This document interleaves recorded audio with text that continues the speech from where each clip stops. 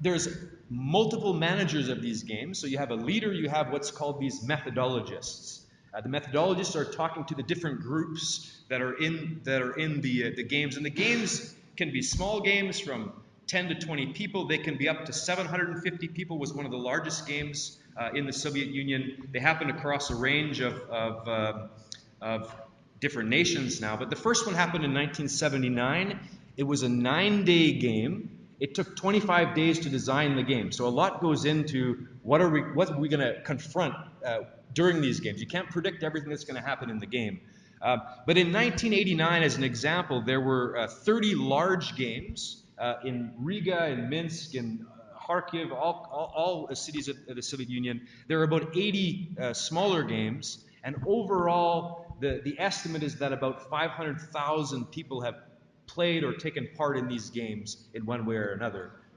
Now, when the Soviet Union ended and the socialistic work plan, you can't take 9 days or 2 weeks off of work. That isn't efficient. So that kind of collapsed. And I can say more if there's questions about how this played into challenging the authorities about thinking creatively and having teamwork outside of the typical authority system.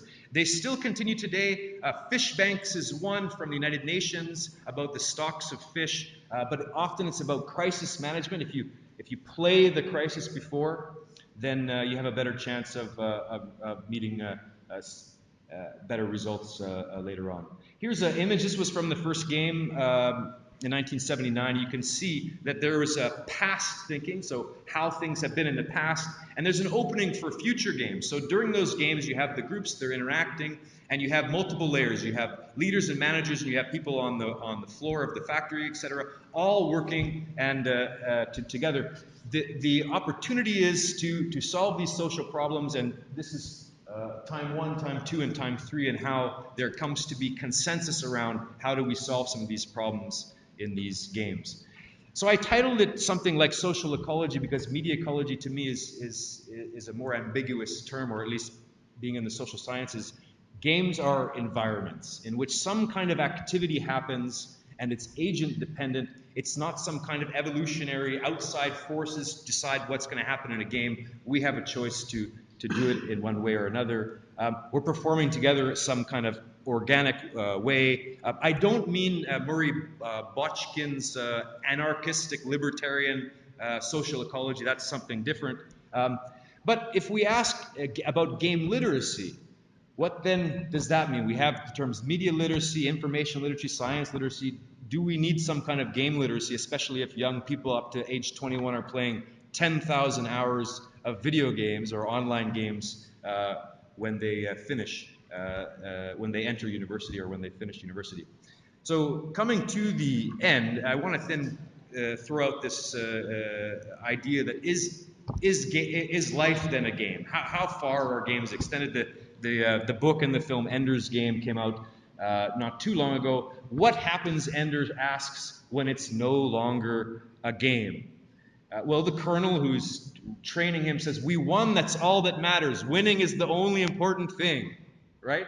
And Ender, it's kind of a reversal. You have the child telling the adult, hang on a second, no, the way we win is important. And I think this is a huge question when it comes to digital gaming, is when and how do we discuss the morality of gaming, the sportsmanship, so to speak, of gaming, playing fair, fair play, and who makes the rules of the game, the power of those who control the rules of the game. Shedrovitsky, there were a lot of criticism of him because he was very authoritarian, very confrontational in the way that he ran his games. Do you want to feel like a loser if you don't play the way the game leader wants, or are there multiple ways to play the game ethically and morally? So, two of the most powerful questions, I think: do you want to play and can I play? I want to join with you. We want you to join us.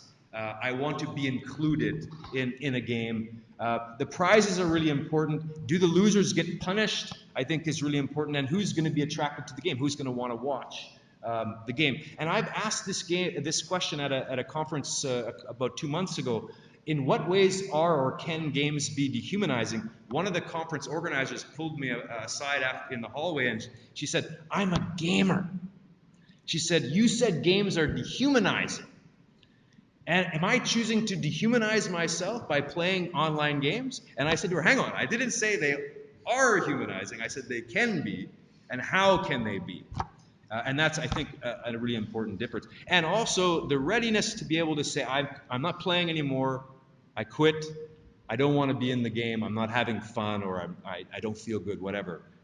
I think that's really important to say it's time to stop. Stephen Wolfram from Mathematica, well known, this is what he does. He does his daily rhythm. He collects data about what he does, his emails, how many keystrokes, his calls, his steps, etc. Is this a type of game? Is he gaming his own life by recording and collecting this data about himself? Is that an example of the game of life, the way Wolfram does it? I don't know.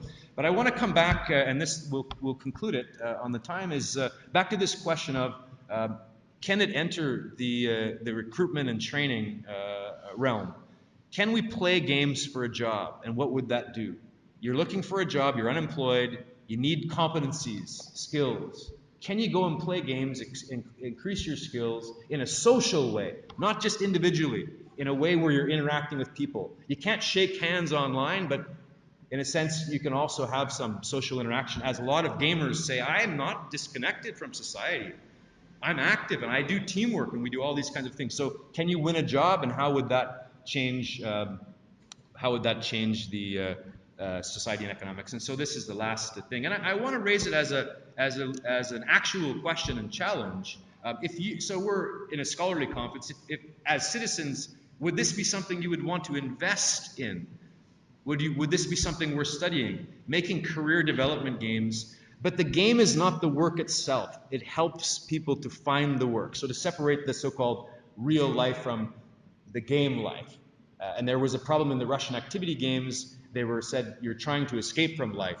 You're not trying to have the actual life. And then in this sense, then how can we try to humanize these games? How can we make them more engaged with virtual reality and first reality, in a sense that we're talking about ecologies, because in labor and employment, those are very important. And then collaborating with all the players, the university career centers, the government ministries, and the youth organizations to get them engaged. They're already playing games. Can they play games that are going to help them in their career? Because there's very, very high unemployment in Europe. Italy is not the worst. Spain and Greece and Croatia are the worst. But there's a big problem now worldwide, and if young people are spending all their time playing video games, how can we use the skills that they're gaining, to transfer it into something positive for economy and society? We need the political will, but we also, in my view, we need academics to get out of the ivory tower and to become part of the entrepreneuriat. And now with the Sci-Hub and the publications revolution, the open access that Europe has just signed, we have to change the way we act as scholars. We have to get out and interact with people. So I want to challenge you, and please come up, and if you want to play for work, we'll talk about that. So that's all. Thank you.